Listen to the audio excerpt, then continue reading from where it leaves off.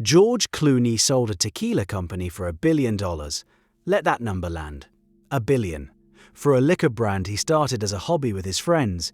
Naturally, every famous person on earth looked at that check and thought, I also enjoy money. And so began the great celebrity tequila gold rush, where the only qualification for launching a spirits brand is having an IMDb page and a publicist who knows the word artisanal. The Casamigos sale in 2017 was the gunshot that started the race. Diageo, one of the largest liquor conglomerates on the planet, wrote a check for $1 billion, with another potential billion in performance bonuses. For context, Clooney made roughly $40 million across his entire acting career before that deal. The tequila paid 2,005 times better than being one of the most famous actors alive. Hollywood noticed. Hollywood always notices money. Within a few years, the celebrity tequila market went from a curiosity to an avalanche. Dwayne Johnson launched Terramana. Mark Wahlberg got behind Fletcher Azul. Kendall Jenner attached her name to 818 Tequila, which immediately won awards at spirits competitions that nobody in the tequila industry had heard of. George Lopez launched his own brand, so did Nick Jonas, and Michael Jordan, and Sammy Hagar, who'd actually been in the game for decades but suddenly had company. Lots of it. The playbook is almost comically uniform. Step 1. Find a distillery in Jalisco that already makes tequila. Step 2. Design a bottle that looks good on an Instagram story. Step 3. Record a short video walking through agave fields in a linen shirt, squinting thoughtfully at a plant you couldn't identify in a lineup. Step 4. Use the phrase smooth finish in every interview. Step 5. Sell the brand to a conglomerate before anyone asks too many questions about who actually made it. That last step matters, because most of these celebrities have about as much involvement in the tequila making process as you do. The liquid inside the bottle comes from contract distilleries, known in the industry as non-producers, that manufacture tequila for dozens of brands simultaneously. Same facility, same stills, same jamadadors harvesting the agave, different label, different price, different famous face on the marketing materials. The tequila doesn't know it belongs to a celebrity. It was going to exist anyway. This is where the satire almost writes itself. The entire value proposition of celebrity tequila rests on the idea that this particular bottle is special because a person who pretends to be other people for a living had strong opinions about the distillation process. Dwayne Johnson wants you to believe he personally tasted hundreds of batches to perfect Terramana's flavor profile. Between shooting 3 movies, running a production company, maintaining the most followed American Instagram account, and working out for what appears to be 9 hours a day, the man found time to become a master blender. Sure, Kendall Jenner's 818 drew particular scrutiny. When the brand launched, Mexican tequila producers publicly criticized it as cultural appropriation wrapped in a marketing budget. Jenner posted photos of herself in Jalisco, cradling agave like a newborn, captioning it with gratitude for the land and its people. The gratitude apparently did not extend to equity sharing. The workers harvesting that agave, the jimadores, earned roughly $20 to $30 a day. A bottle of 818 retails for about $40. One day of a jimador's labor costs less than the product it creates. That math should sit uncomfortably, but it gets buried under launch parties and influencer unboxings. The agave farmers themselves are caught in a brutal cycle that celebrity money has only accelerated. Tequila can only be made from Blue Weber agave, which takes 6 to 8 years to mature. When demand surges, say, because 15 new celebrity brands hit the market in 3 years, agave prices spike. Farmers who planted years ago cash in briefly, then everyone plants agave at once, supply floods the market a half-decade later, and prices collapse. The farmers absorb the loss.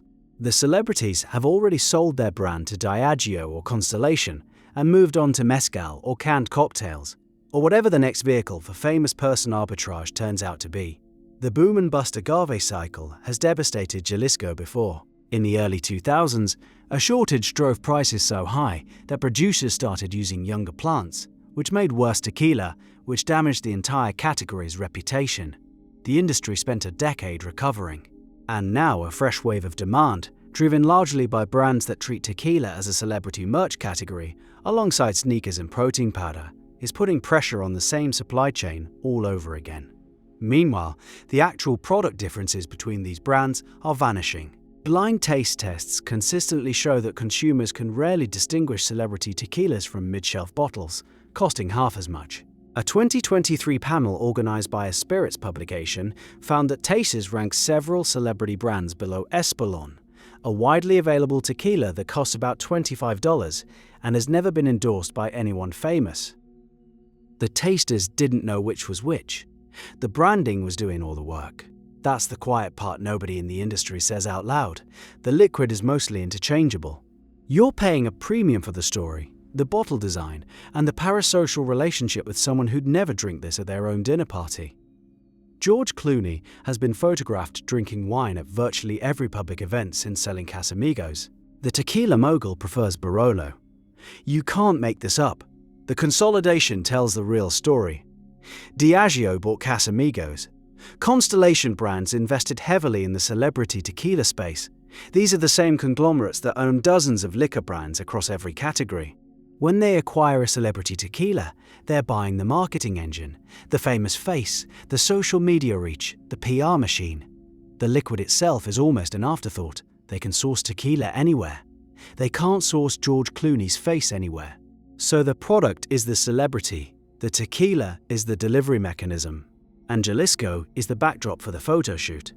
Some defenders argue that celebrity brands have expanded the tequila market overall, bringing new consumers to the category who might eventually discover authentic small-batch producers.